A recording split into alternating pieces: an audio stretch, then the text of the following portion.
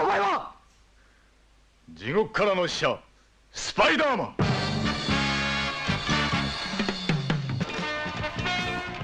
命が惜しかったらどけ。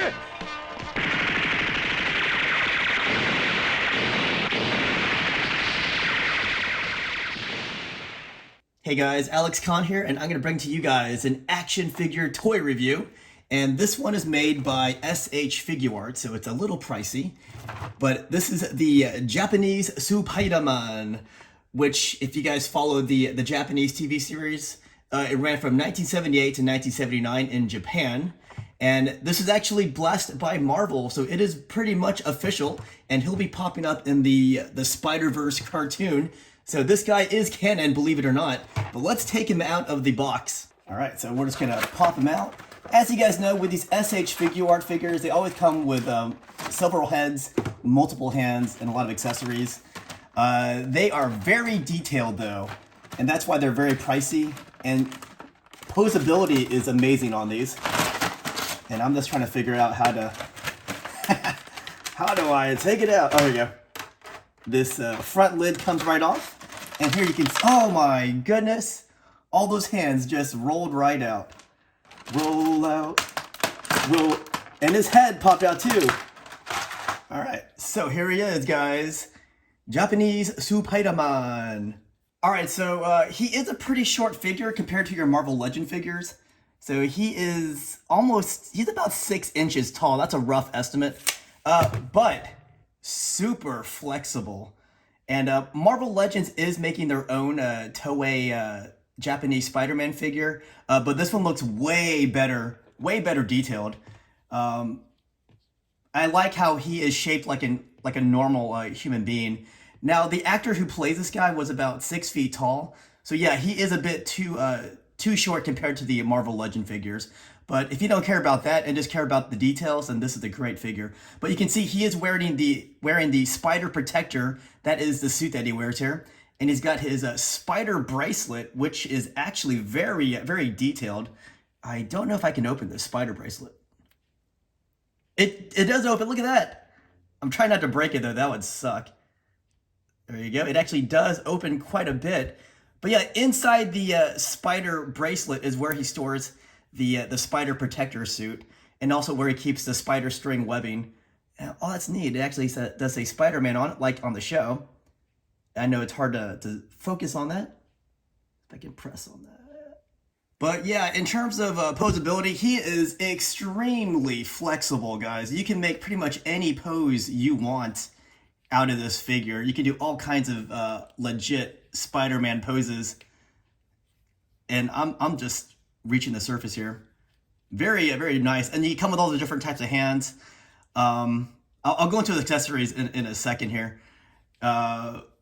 But yeah, look at that. Super flexible. I mean, you can do all kinds of spider poses. Sorry, I'm trying to show you all the accessories at once, but they keep falling right off of the little shelving in here. But it's kind of sad. They only have 2 other alternate heads, and they look the same. It would have been cool if they had a human face of Takuya Yamashiro, the normal version of Spider-Man without the spider protector suit. But no, they gave you 2 Spider-Man heads. But I hope that they make a figure for Yamashiro eventually. But all kinds of different hands, and also different feet too.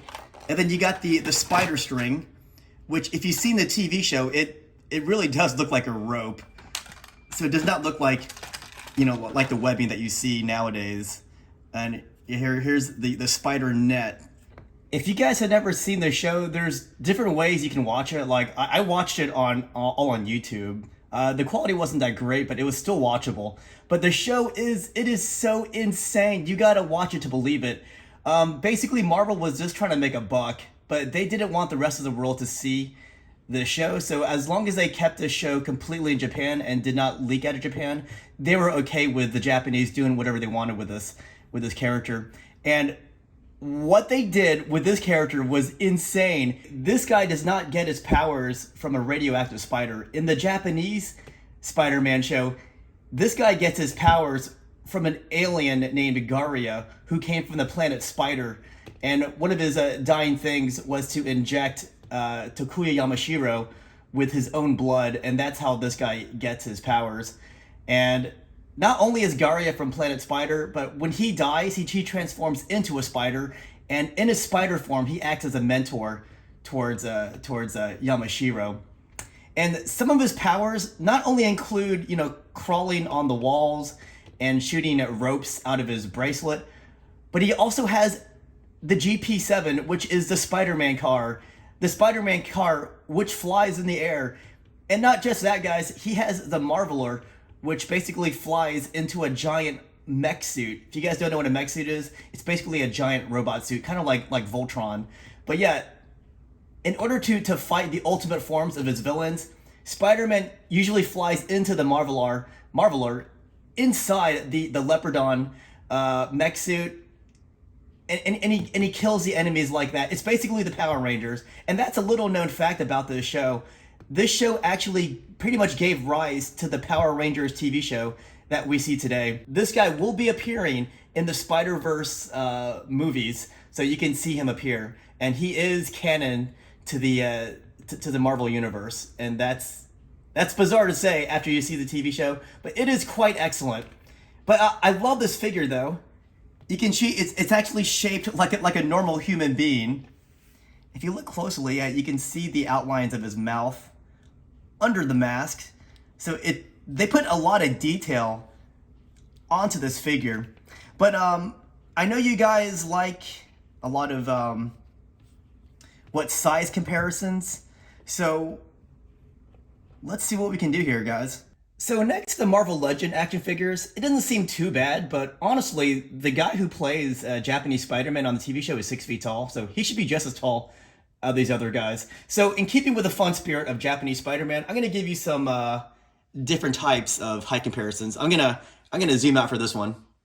Here he is next to a Brachiosaurus from Jurassic Park, and you know what? I better let me fix that. There you go. You can kind of see his head there. Stay. And here he is next to Megatron, who you can meet at Universal Studios. Let me zoom in a little bit more. Ah, there you go. There's that lovely. Yeah, I bet you Leopardon would love to fight Megatron. Of course, Leopardon is way bigger than Megatron. Oh, did I say Universal? Well, here's Japanese Spider-Man at the House of a Thousand Corpses house at Halloween Horror Nights. Here he is next to the Devo Chamber, as well as Mario and Luigi Mario. Yo, forget Spider-Man's GP7. Here's Spider-Man next to the Mach 5. Go Speed Spider-Man, go Speed Spider-Man, go Speed Spider-Man, go. Sorry, that's the last time you'll hear me sing in this video, I promise. Here he is. Hold on, let me zoom in a little bit. Here he is next to a custom I Am Legends action figure here, Will Smith. That's a pretty good comparison here. They're about the same height. Wait, stay. And here's Spider-Man next to a German tank officer here. Wait, that MP40 would actually look better in Spider-Man's hands here. Let's disarm this World War II officer here and give this MP40 to Spider-Man, because there is an episode where Spider-Man actually uses it looks like an MP40. Let me put this in his hand, see what it looks like. Might actually look better in Spider-Man's hands here. I probably should change the hands here so it looks more like he's gripping it. There you go. That's gonna have to not do, because I hope you enjoyed my look at the S.H.Figuarts Japanese Spider-Man action figure, which I recommend. It does look better than the Hasbro Marvel Legends one, which I'm gonna get that one too, but this one looks way better. Way better. As long as you keep them standing, stay.